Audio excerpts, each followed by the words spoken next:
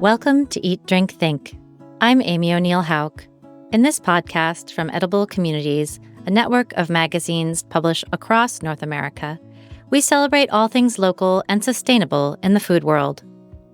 This year in the U.S., policy announcements, executive orders, proposed legislation, and resulting changes due to cuts in funding and the rescinding of grants and allocated funds have been rippling across the country, affecting farms, schools, businesses, nonprofits, and more.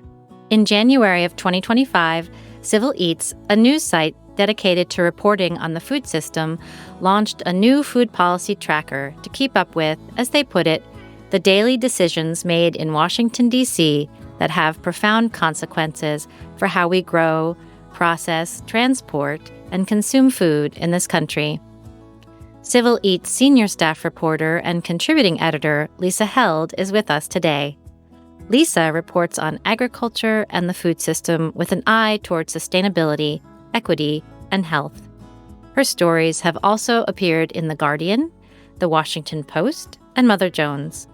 Lately, she's been in D.C. reporting on food policy and posting in the tracker.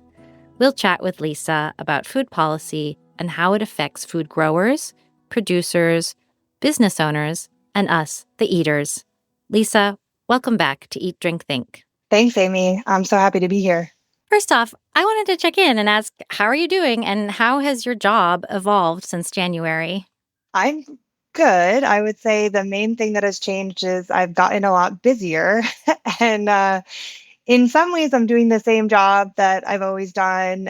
But the big thing that has changed is we're just reporting a lot more breaking news and doing a lot of daily news coverage. And so as before, I was doing the same kind of reporting and maybe taking in all of the same kinds of information, but then taking my time crafting longer stories, doing investigative work. I'm still doing that, but now we're also communicating that information on a daily basis as very short, quick news posts in the food policy tracker.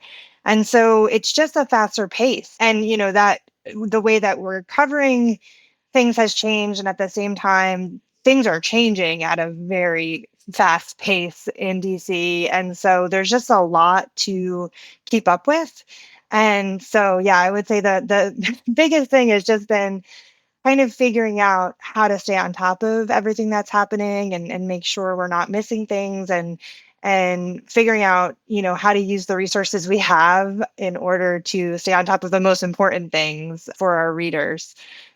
Mm-hmm. I'm thinking that before we get into what might be at times a kind of heavy on the details discussion, maybe you could just talk a little bit about food policy at various levels of government and how it might affect us, the listeners, on a daily basis. Yeah, it's an interesting question because it is really big and complicated, but I think that we all encounter ways that food policy affects us daily, but we might not notice it. So, I think a good example is if you go to the grocery store and say you pick up a package of meat in the grocery store, like there's so many different things that you're that are happening in that moment that policy impacts. For instance, there's a code on the back of the package that is the meat packing, the actual plant where it came from. And so the USDA is tracking where that piece of chicken was processed, and they have an inspector in that plant making sure that food safety regulations are being followed. And, then maybe there's a label on the chicken that says, organic. USDA manages the organic regulations and make sure that certifiers are following the right rules. And there's so much there. And it's not just in the grocery store. It's if you were to go to a farm, farms interact with the federal government in so many ways. It could be a subsidy that they're getting from the government. It could be a loan. It could be a conservation payment to, for instance, improve their farm in a way, like put up a hoop house where they can grow for a longer period of time, like through colder months. So farms depend on the government a lot. And then there's environmental regulations through the EPA. There are workplace regulations through OSHA. There is the FDA, which handles different food safety and antibiotics in animals. And there's just like a million different things that different agencies are doing. And well, one way I think about it is there's the federal government and the agencies, and they're kind of like managing the day to day of how the food system works. And then there's the actual policy making that Congress is doing. And so we try to follow both, which is tricky because it's a lot. But those policies that Congress makes eventually then get kind of moved over into rules that the agencies are then implementing, or it might determine how much money they have to do things. So, like, there's just all these pieces and they're all kind of interconnected. And yeah, I would say people think of food policy, I think, more in terms of how it affects farmers because it's more direct. But anybody who eats, I mean, I think the reason I started with the grocery store is that food safety is something that is very front of mind for people. Like it makes sense, right? Somebody has to make sure there isn't salmonella, you know, getting you sick when you buy food. And we could talk about that. Actually, something just happened on that Mm-hmm. front. But Mm-hmm. but yeah, that's sort of a rambling response. But there's just so much there. It's hard to kind of sum it all up in an easy way, you know? No, I think that's perfect. And if anybody is out listening and thinking, this is my kind of nerdiness, then actually it's really easy to get involved in food policy at a local level too, because a lot is happening in your state, right? With what people can sell that they made at home, or different kinds of regulations that are more specific than what the federal government is doing, or what's happening in your own community as far as what's growing and what's being encouraged to grow, and that kind of thing. So I think it's great to hear all of that detail on the federal level, but that doesn't mean that somebody who is interested in this can't have an easy entree into it as well. Yeah, and there is a lot that happens in states, and states carry out some of the federal policies as well, so they interact with each other. But states also do their own thing, and a lot of states have very different food policies on the ground compared to what the federal government does. And yeah, there's a lot you can do at the local level. And I just happen to be focused on federal policy right now, but Civil Eats definitely covers state efforts as well. Hmm. Can you tell us about the food policy tracker and what was behind its creation and what somebody would be experiencing if they're subscribed? Sure. So, as I mentioned at the beginning, we've been covering food policy at the federal level for quite a long time. I've been doing it for about a decade, and I have kind of been taking in all this information, but not putting out daily news stories, just kind of gathering it in my brain and then making sense of it all and putting it into larger stories. And we decided, I guess there's sort of two reasons coming together at once. And one is that, after President Trump won the election in 2024 and we knew the Trump administration was coming in, they were really promising to make really big changes very quickly. And so we're a small team and we were thinking about how do we cover this next administration? Because every time the administration changes, we think about, well, how do we cover this? What's the best strategy? And because they were saying we're going to change so much and we're going to do it really fast, we thought our usual kind of protocol of figuring things out, taking our time, it wasn't going to work as well with this kind of scenario. And we wanted to do the thing that would be most effective for our readers. Like, what can we do to just keep people informed about what's happening? And so we thought, well, we should just be kind of telling people what's happening, keeping track of as much as we can. And that would be the most helpful thing in this moment. And the second part of that is that a lot of media in DC has been shrinking. And so there aren't a lot of people on the ground in DC covering food policy the way that we do it. Well, there's really no one doing it exactly the way that Civil Eats does it. But even just covering policy that affects the food system, there are very few major media outlets doing that. There's great reporters at Politico that are really on top of agriculture. There's Helena Bachmiller Evick at Food Fix, who does really great work on kind of the food, the more consumer side. And there are a lot of other people. Reuters, Leah Douglas does incredible work. A lot of that work is behind very expensive paywalls that most people are not going to, if you're in the industry and you or you work for a company that's going to pay for it, then you might have access to that, but most people don't. And it's still very small, and they each have their kind of niche. And we thought, there's really kind of a vacuum. Like the bigger news outlets are not covering the day to day of what is happening in this specific area. So we wanted to fill that gap, really. That was the idea. So if someone's looking on the web at the tracker, they see kind of a timeline. It's their short little updates, not detailed reporting, but looking at it as a whole gives a really interesting sense of the progression of what's happening over time. Yeah, so we do these short posts. They're really each individual stories, but as you said, they're short, and we do have this one tracker page where they're all compiled, so you can kind of follow along, and you can get daily emails or weekly emails that send you the posts as they are published. And so you're getting this kind of running timeline that's just easy to read, and you don't have to spend a lot of time on each one. And then as I go, I'm also kind of filtering all of that and talking to people along the way and doing deeper reporting on the impacts of what's happening as I kind of am tracking and putting out those shorter stories. So you might see 5 posts in the food policy tracker that are like, the EPA did this week, the USDA did this. And then I might also do a different story that is, about what farmers are saying about what they're experiencing at this moment because of what's happening at the USDA. So it sort of is meant to work together, like those two sides of things.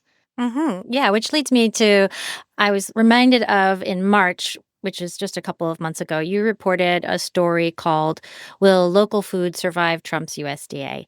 Can you give us a little background about the ways that the USDA was supporting local food initiatives prior to 2025 and what's changing? Yeah, I think one of the least known things about the Biden presidency is that there was this massive investment in local and regional food systems.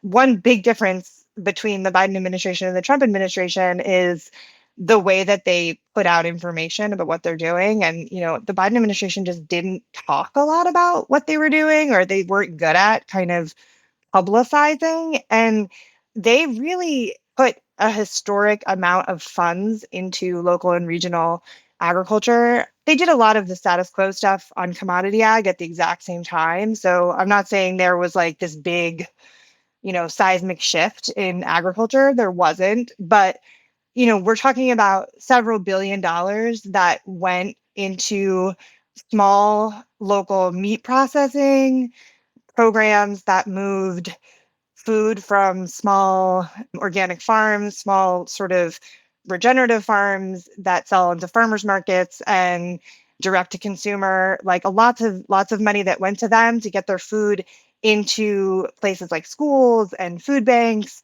Just a lot, and a lot of it was funding, just like pushing money out the door through the Inflation Reduction Act, through just funding that the USDA already has in hand. So there was a lot. And a lot of that work, because the government moves slowly and it takes a long time for these things to get going, a lot of that work was happening, but was still in its early stages. So maybe you got a 3 year or 5 year grant and you were in year two, or it's a 3 year grant, you're in year one. So the grants had been signed, the money was going out the door. But the way it works is that you have the grant, and as you spend money, you get reimbursed.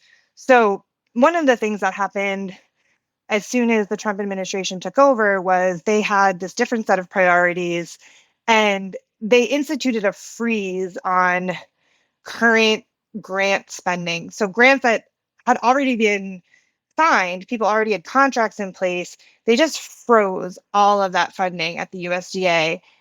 And they said that it was because they wanted to take the time to go through all of those contracts and review them and make sure that they aligned with the current administration's priorities. But what that meant was that a lot of people who were kind of just starting work halfway through a project, waiting on a reimbursement for something they had already paid for, like, for instance, solar panels or a hoop house, like I mentioned before, just like practical farm things, they suddenly were like, oh my gosh, I paid $10,000 for this and I thought the check was going to come next week and now it's all frozen. So that really, it caused a lot of disruption in the beginning. And I mean, that is ongoing.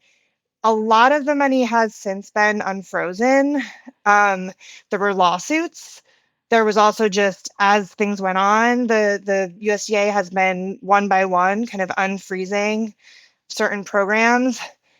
They also canceled several big programs that led to a lot of suffering among local regional food systems. I could talk more about that. I don't know how deep you want to go. And they also, throughout that process that I talked about, where they said they were going to go through grants and decide if they weren't aligned with their priorities, they canceled individual grants one by one as well, based on things like if the grant specified that it was going to work with BIPOC farmers, for instance. Several organizations I know of that we reported on received cancellation letters because they said this no longer aligns with our priorities around dismantling DEI, for instance. So there was like cancellations, big program cancellations, freezes, and all this stuff was kind of happening. And I should say, at the same time, staff has been cut, and just been a lot of kind of chaos within the staff at USDA. And so it was very hard for farmers to get answers throughout all of this, or for the press to get answers. They haven't been very responsive to media. It's getting a little better, maybe, but it created a lot of chaos for farmers and financial distress. And right at the time when, at least in our region, people were getting ready to plant. They're getting ready for the next season. So it's been a lot to kind of dig into and make sense of. In a couple of different recent articles on civil eats, there's been reporting referencing funds flowing towards commodity producers. In some cases, that's to maybe take some of the sting off of tariffs. And I'm wondering if there's a philosophical bent that you've noticed that privileges industrial farming over small farming in this administration. Yeah, well, I should say, to be fair, that pretty much every administration in history has prioritized commodity farmers. So and like I said, even I mean, even on the last one, that did really move a lot of money into local and regional food, there still was no loss to commodity farms. Nothing fundamental changed about the way that we send money to commodities and what we prioritize. But yeah, I mean, I don't even think I could say there's a clear pattern at this point. It hasn't been that long, but I will say a lot of the grants that have been canceled, or the programs that have been canceled, were the ones that were really trying to move more money into local and regional food. And nothing like that has really, nothing chaotic or disruptive like that has happened to the programs that commodity farmers depend on. And in fact, in 2024, Congress put some extra money for commodity farmers into a spending bill that passed in December, because prices were low, and they said that commodity prices were low, and they said that farmers needed help. And so they put some extra like emergency funding into a bill.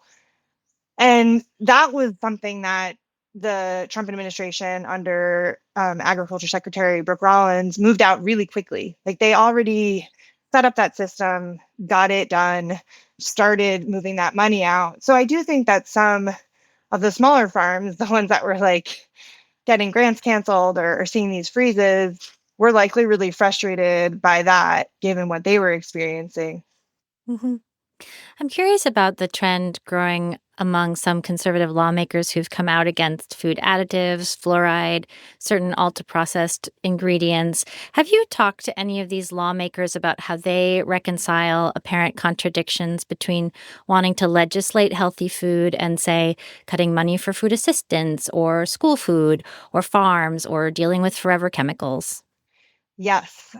I just this morning actually was at an event that was the launch of an organization called the Maha Institute to support Secretary Robert F. Kennedy's efforts to and I did ask questions about that. I It's a very interesting place right now, this kind of world of there's almost like a realignment that has happened, and it's hard, it can be hard to make sense of because there are lawmakers who are now who never would have talked about healthy food, who never supported these issues about like getting more healthy food in schools. That's a really good example. So that forever was an issue that only Democrats talked about, and Republicans were so mad anytime Democrats tried to make school food healthier. They said it was, a nanny state, and we were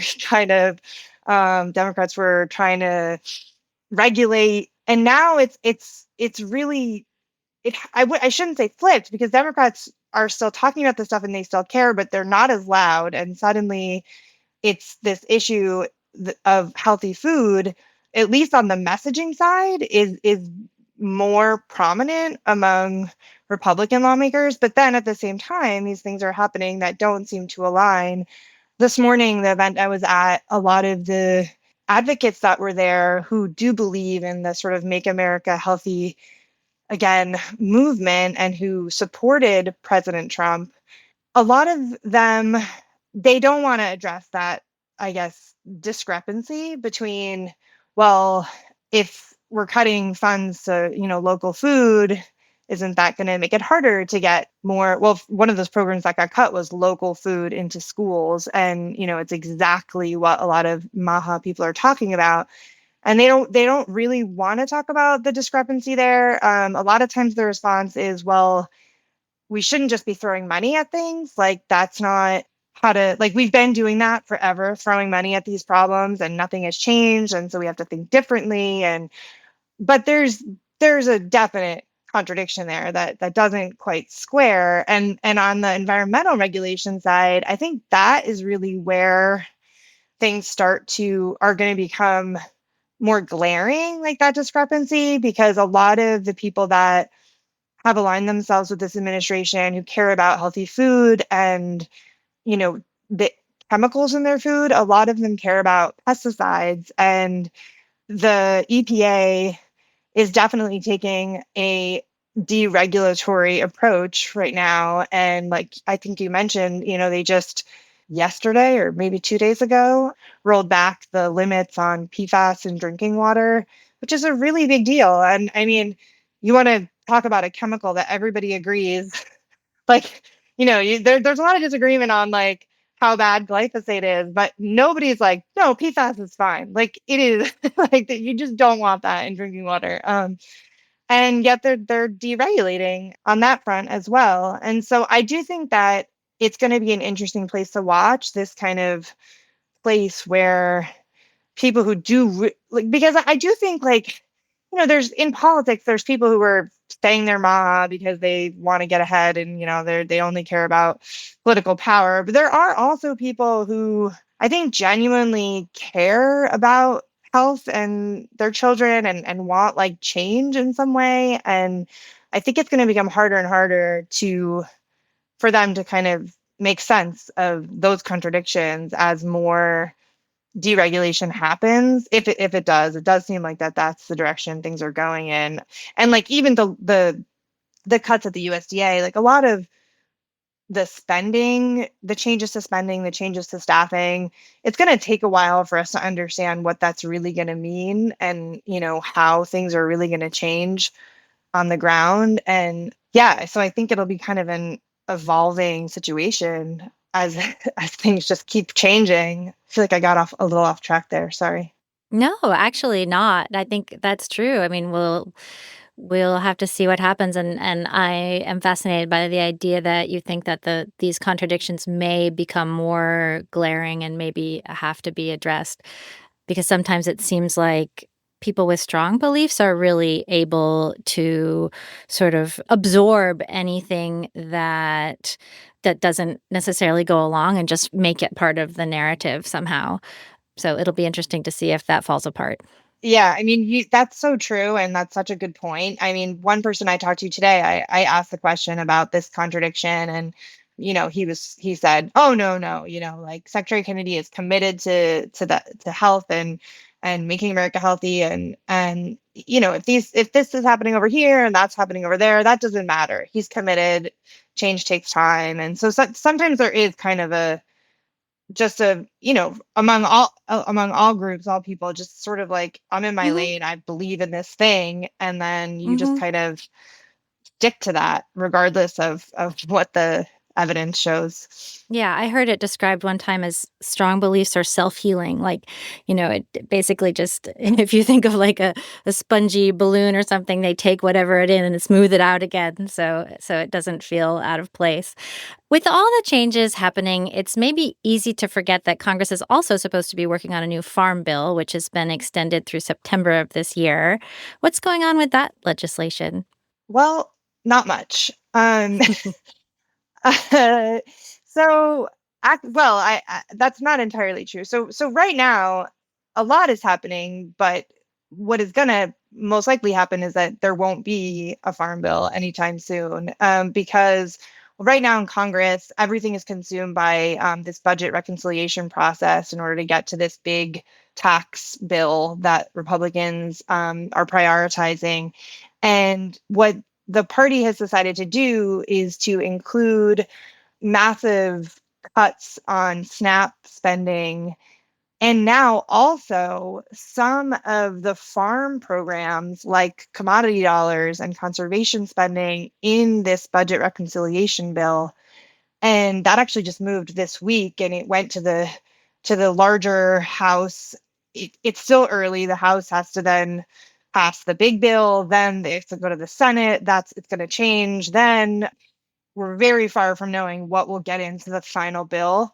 But I bring it up because it is super relevant to whether or not a farm bill will happen, because all of the important people in Congress who work on the farm bill, on the Senate and Agriculture Committee, the Senate and House Agriculture Committees, are essentially saying if Republicans push any significant cuts to SNAP spending through in this farm bill, the Democrats are not going to get, I mean, in budget reconciliation, the Democrats are not going to get on board to pass a farm bill. And there's other complications, but basically, to sum it all up, depending on what happens with this bill, there might not be any viable pathway for Congress to get enough votes to pass any farm bill later this year. And so while the big programs might have gotten covered through this budget reconciliation process, a lot of the smaller programs that generally get renewed in the farm bill are kind of just orphaned. Like, some of them have mandatory funding, so they just kind of keep going. Others need to keep being renewed. So it's kind of a messy situation right now. And yeah, I mean, I talked to Representative Angie Craig's office a lot. We've talked to Senator Amy Klobuchar recently, who is head of the top Democrat on the Senate Agriculture Committee, and they basically said, if this happens, there's not going to be a farm bill. So this year, at least. I mean, eventually, maybe. It's just hard to see how the dynamics will allow for it. And the farm bill has like almost always been delayed, but this is a kind of a new level of stalemate, basically. Have you had a chance to touch base with many local food system leaders? And if so, have they been telling you at all what they're doing in the absence of federal support to continue their work? Yeah, I have been in touch with a lot of organizations on the ground in communities that work with small farms and that work on infrastructure for regional food systems. It is a huge concern. People are scrambling for funding from other sources, which means that it's much more competitive trying to get funding from other sources. I've seen a couple new programs pop up where different like philanthropists and organizations are trying to plug some of those gaps. Like, I know Glenwood in New York had like an emergency grant program for small farms that had lost funding due to USDA cuts. And I just saw another one recently where an organization was kind of putting out a call for groups to apply for funding if they had lost a lot. But just here in my region where I am in the Mid-Atlantic, CASA in Pennsylvania, they furloughed almost their entire staff, and they have been struggling so much because they were running a huge partnership for Climate Smart Commodities grant, which got canceled. And they had they had hired tons of staff to help farms implement conservation practices, and they just had to lay everyone off, and they're really scrambling to find other sources of funds. I know Future Harvest, another organization in our region, is also struggling. I think there'll be some new sources that are kind of popping up, but I can't see a future where some organizations some people are not going to make it, I'm sure, because if there are just fewer dollars available, I just think that, some organizations are not going to be able to bridge that gap. Hmm. As you mentioned earlier, it's growing season in a lot of the US right now. Can you tell us about the federal farm guest worker program and how it's been affected by the changes this year? The H2A program, Mhm. that's a hard question. So I did one story on a particular program that the USDA had launched to kind of help farms access H2A labor. And that program was frozen. And the farms that were involved in that were really impacted. A lot of them were having trouble bringing their workers in, and they had made all these commitments to do trainings and other practices to improve their labor practices. And then they weren't sure if the program was canceled, so they didn't know if they should schedule those things. It's funny, I did that, I think, 2 months ago. That is one program that I don't know if it's been unfrozen. So many have been, and I'm not sure where Mhm. that one stands. I haven't heard that it actually, so it's probably still frozen, but I don't want to say that for sure. But I mean, H2A overall, the administration has expressed several times an interest in expanding the H2A program because of the fact that there's such a big focus on cracking down on immigration. The reality is that the vast, I mean, I shouldn't say vast, the majority of farm workers and a lot of food workers in this country are undocumented immigrants. And if they're going to be deporting, you know, at this point, we really don't know how many people are being deported. They haven't done sort of the mass deportations they said they're going to do, but that's what they're saying they're going to do. Farm groups are very worried because they depend on workers that a lot of whom have been working on a farm for 20 years. And so what Republicans have said, and actually this has been kind of in a long, they've been saying this forever, is that, oh, we'll just expand the H2A program. We'll just bring in more guest workers if we're going to support immigrants, workers who are living here because they don't have paperwork. We'll just bring in guest workers. And there was a piece of legislation that was just reintroduced again a couple weeks ago that would make some changes and expand the H2A program, but also provide a pathway for farm workers who are already here to get some legal protection. But at this point, it's pretty unclear, like, what the plan is. Like, it's sort of, they say we want to expand H2A. They say we want to deport immigrants. Nothing really concrete has been proposed. I mean, the president literally made a comment that was like, we're going to send workers out and bring them back in. And it was sort of like, what does that mean? And nobody knows. There's no real plan. I've seen some reporting that suggests that immigration's enforcement has been picking up farm workers for organizing. And I'm wondering if, there's a potential chilling effect that even if H2A were expanded, that they might not be able to find workers who are interested in joining that program. 100%. Yeah. My colleague Brian Calvert wrote about exactly what you're talking about. There were raids in New York where workers were picked up and It was reported that they had that ICE, or I can't remember if it was Border Patrol or ICE in this case, but the officers who picked them up had lists of names, and they were workers who had organized with the United Farm Workers, and some of migrant justice in Vermont's workers have been picked up.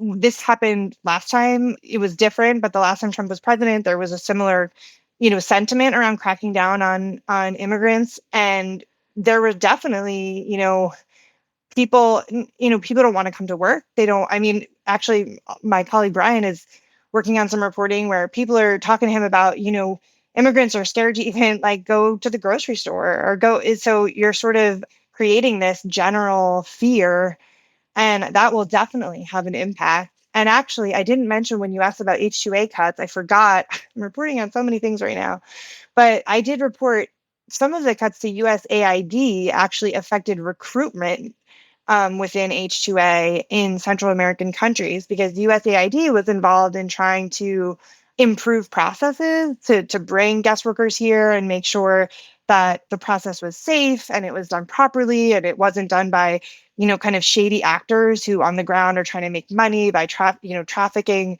workers. And they were trying to like improve that process and help with recruitment. And a lot of those programs got cut when, most of USAID is gone.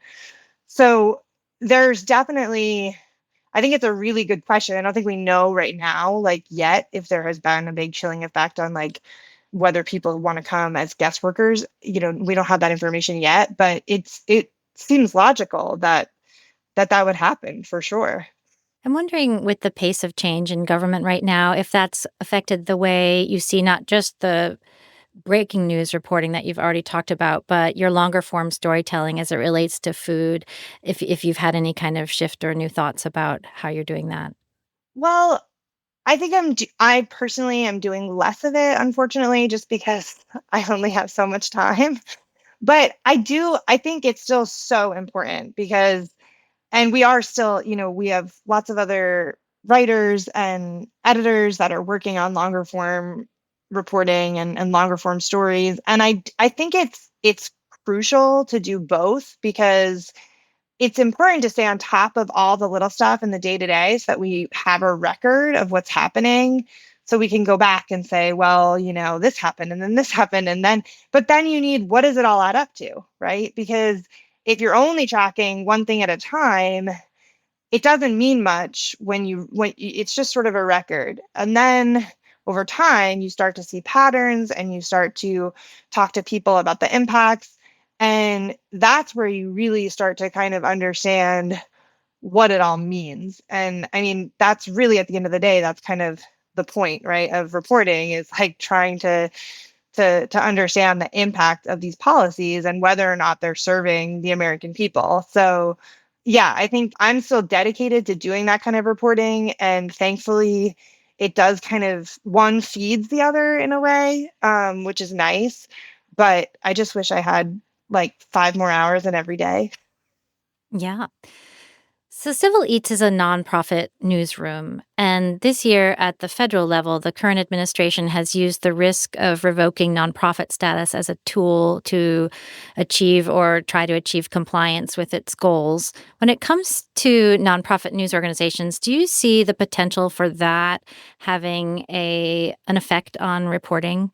It's definitely a concern. There had been talk that the administration was going to do something more definitive that would have targeted nonprofits, and we haven't seen that happen yet. There have been situations where the administration has been hostile to news organizations, and, including large news organizations like the AP.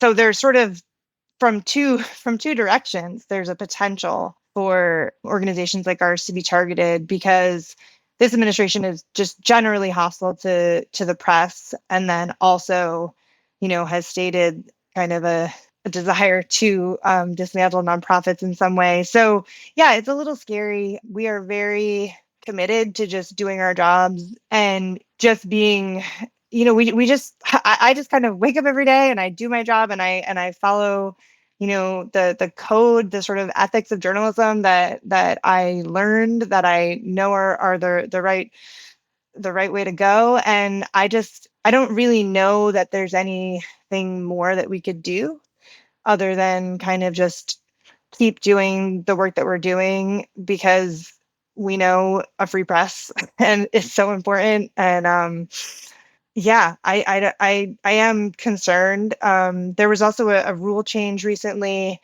that I haven't had time to dig into that will potentially make it easier for the government to access journalists' records and sources, and that's very concerning. I've been talking a lot to employees within the federal government who are providing information when officials won't, and protecting those people is really important to me. And so that's definitely something I think about a lot.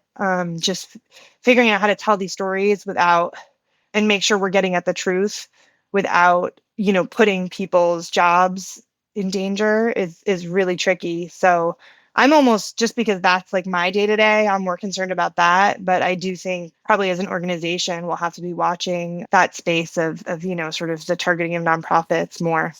As someone generating news stories and therefore, as you've said a couple of times, doing your best to keep up with everything that's happening in the sphere of food, do you have any wisdom to share with those of us reading the news and consuming the news about how to achieve a little balance when things possibly feel overwhelming on a given day? Oh my gosh, I think I'm the wrong person to ask that question. There's no No, balance in you my just suck life. and take I'm it all just in. yeah. But it's funny because like I have to take it all in because it's my job. But I do think you don't. I mean, I think like readers, listeners don't have to. I mean, there's just too much. You can't. And actually, I will say, because I only have to take in the things that really relate to what I'm covering. And so I do limit like, my intake of other things. Like because there's just no way to make sense of it all. I mean, I think that the strategy that I've landed on is just kind of have a few really good sources for, like, if it's not things that I'm covering, but just like news for myself. Like, all right, I have like maybe three publications that I really trust, and I just like go to them. And of course that doesn't mean I'm like never looking at other things, but I can't be like, I'm not a person who would be on Twitter or Blue Sky or like just like scrolling through news because it's just too much. And I have things to do. Mhm, yeah, for sure. Balance.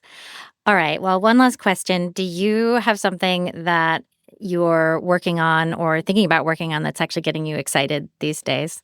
Wow. That's a hard question. How fun and not because I'm not excited about my work. I really love the work that I do, but I'm just kind of in the thick of this day to day so much right now. It's hard to think about kind of what's coming next. I'm not sure. I don't really have a good answer for that. I think I'm just, what motivates me right now, what I'm excited to do is to be able to tell the stories of people and communities that are on the other side of government action. So, like, even though it may seem like my kind of day to day is tracking the federal government. It is, but it puts me in this unique position where I know what's happening. And then I'm able to talk to farmers and talk to people in food banks and talk to people who are, running food hubs or farmers markets or in any of these spaces, nutritionists, on the MAHA front, or, I'm working on a story in the dietary guidelines right now. So talking to lots of different kind of organizations about their take on that. And I think like what excites me is being able to help people understand what these policies mean for real people. And it's not one story, it's just kind of an ongoing thing that I'm trying to do day after day. And I hope that it helps people just make sense of kind of that first question you asked, which is like, how does food policy affect me? Right. And maybe it's not me, but it's my neighbor or the person I buy my tomatoes from on Sunday. So that's, I think, what motivates me the most right now. Excellent. Well, we're glad you're on the beat for sure. Lisa, thank you so much for joining us. Thanks, Amy. I appreciate it. We've been speaking with Lisa Held, Senior Staff Writer at Civil Eats. Thank you for joining us today at Eat, Drink, Think. If you like this episode, be sure to subscribe wherever you get your podcasts. And don't forget to pick up your local edible magazine. You can find show notes for today's episode at ediblecommunities.com.